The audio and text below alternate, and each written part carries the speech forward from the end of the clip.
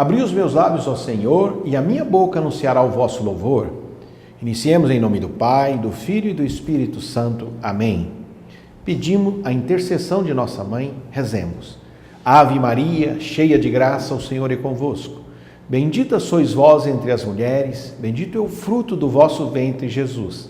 Santa Maria, Mãe de Deus, rogai por nós, pecadores, agora e na hora de nossa morte. Amém. Senhor Deus, que pelo batismo nos conferiste um sacerdócio régio, para que a nossa vida seja um contínuo sacrifício de louvor e causa de alegria para todos os que convivem conosco. Amém.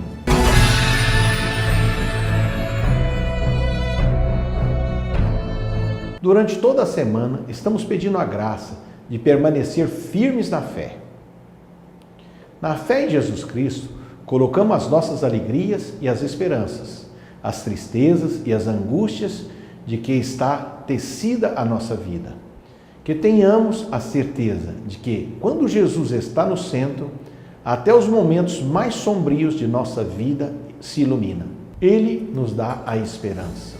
Que Deus nos dê a sua graça e a sua bênção, e sua face resplandeça sobre nós. Que na terra se conheça o seu caminho e a sua salvação entre os povos. Senhor, dai-nos a graça de não nos desviarmos da esperança dada pelo Evangelho. Invoquemos o Espírito Santo para ouvirmos a palavra de Deus, orando. Vinde, Espírito Santo, enchei os corações dos vossos fiéis e acendei neles o fogo do vosso amor. Enviai o vosso Espírito, Senhor, e tudo será criado, e renovareis a face da terra. Oremos. Ó Deus, que instruíste os corações dos vossos fiéis com a luz do Espírito Santo, fazei que apreciemos retamente todas as coisas segundo o mesmo Espírito e gozemos sempre da sua consolação por Cristo Senhor nosso. Amém. Olá, tudo bem?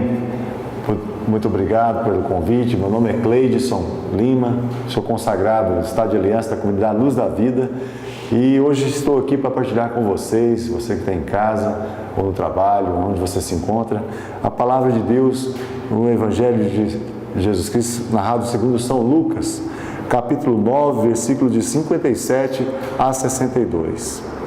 Enquanto caminhava, um homem lhe disse: Senhor, te seguirei para onde quer que vás.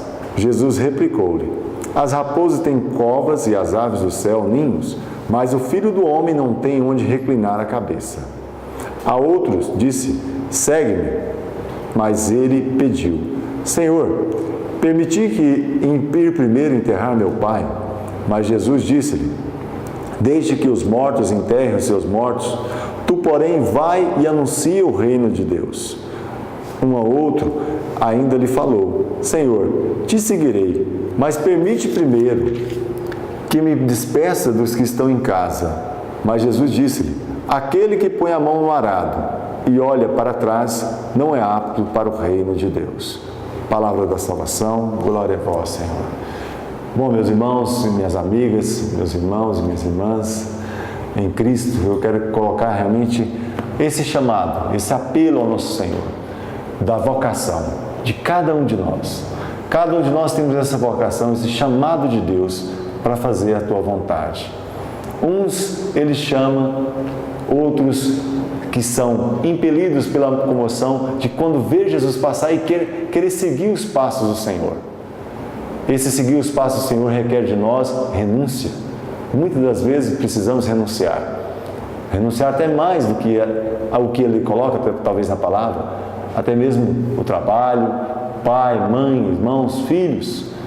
Quantos dos nossos padres, nossos sacerdotes, deixam e renunciam até cargos, até família, para seguir os passos de Jesus Cristo, para realmente pregar a palavra, para pregar o reino de Deus. Então esse chamado é para mim, é para você, mas nós devemos ter o zelo de perceber que o chamado de Deus é para a nossa primeiro é para a nossa conversão, para a conversão nossa.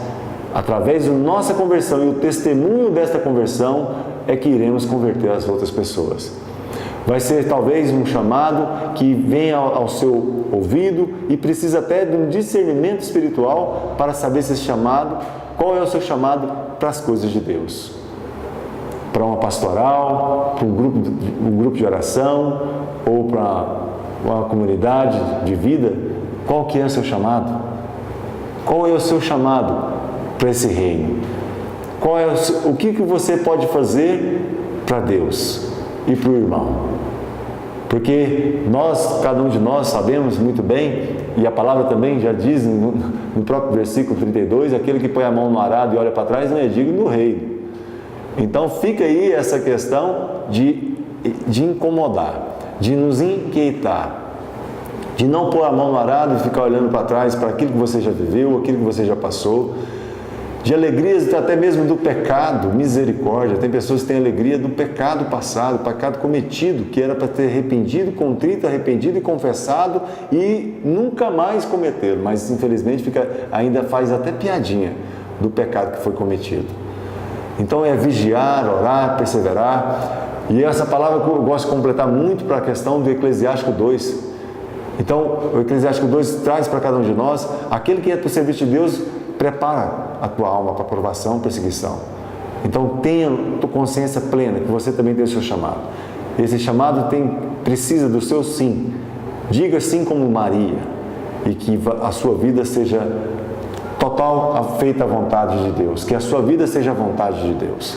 Louvado seja nosso Senhor Jesus Cristo, para sempre seja louvado. Que o Senhor Deus nos conceda essa graça de ser servos vigilantes para fazermos a sua vontade. Conceda-nos, Senhor, esse carisma, esse dom da vigilância nas nossas vidas, nas nossas atitudes, para que possamos ser cristãos que te agrade. Amém. Esse é o momento da sua participação, um momento interativo, onde respondemos suas dúvidas sobre a nossa Igreja Católica.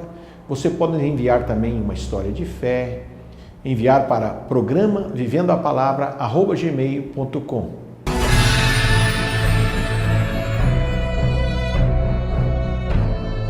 Hoje quem nos pergunta é a nossa irmã Letícia, lá do Jardim das Oliveiras. O Salmo tem a mesma importância das leituras na missa? Tem sim, Letícia. Os Salmos têm a finalidade de favorecer a meditação da Palavra de Deus. Ele é previsto no lecionário e, se possível, deve ser cantado integralmente, ou, ao menos, a resposta que corresponde ao povo. Fonte: Instrução Geral do Missal Romano, número 61. Rezemos com Santa Úrsula. Santa Úrsula, peço a vossa proteção pela misericórdia de Deus. Rogo a vossa intercessão pela paz e harmonia, a fé e a esperança e a salvação dos pecados. Amém. Porque todos nós podemos ser santos.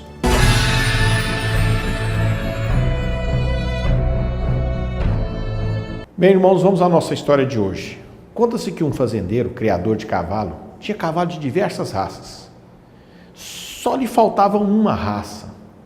E ele descobriu que o seu vizinho, que não era criador de cavalo, tinha um cavalo daquela raça. E ele foi lá no vizinho e disse: me vende esse cavalo, eu preciso de um cavalo dessa raça. E o vizinho não queria, mas ele relutou: não, vou pagar o preço melhor. Vendeu o cavalo. Passou um mês, o cavalo adoeceu.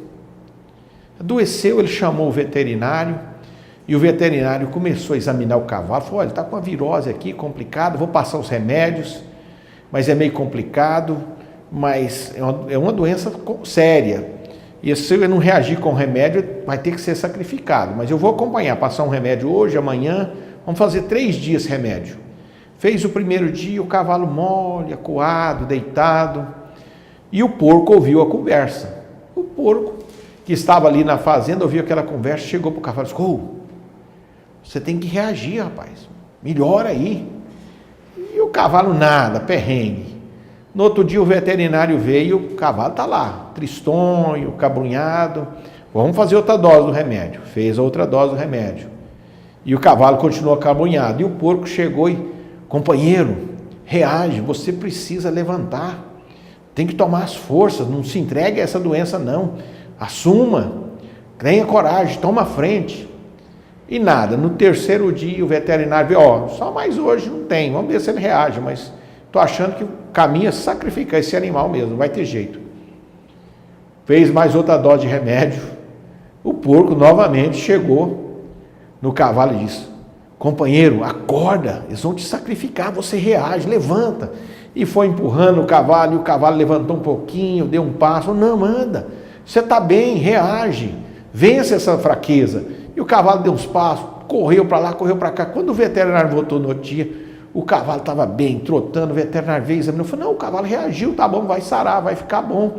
O fazendeiro ficou muito feliz, falou, não, mas que bênção, vamos fazer algo, vamos comemorar, vamos pegar esse porco agora, vamos matar ele, vamos fazer uma festa aqui. E sacrificaram o porco, mataram o porco e comeram. Irmãos, o que eu posso dizer com essa história? É que muitas vezes, aquele que faz é sacrificado. Nós temos que aprender a vigiar nas nossas relações. Às vezes valorizamos umas pessoas no nosso trabalho, no nosso serviço, mas não analisamos bem claramente quem está ali fazendo as coisas acontecer, quem está realmente dando oportunidade, jogando os outros para frente, fazendo as coisas encaminhar. E muitas vezes nós resolvemos sacrificar aquele que realmente resolveu o problema, que está dando soluções para as coisas. Isso acontece em empresas, acontece na família, às vezes a gente não percebe, mas sempre tem um ali por trás com a mão, dando solução, mostrando caminhos. E nós precisamos vigiar, aprender a valorizar essas pessoas que são solução, que ajudam a caminhar, que resolvem os problemas. Que Deus nos conceda essa graça, de aprender a ter uma vigilância maior nas nossas decisões, para não sacrificarmos aqueles que promovem a vida, que promovem o bem.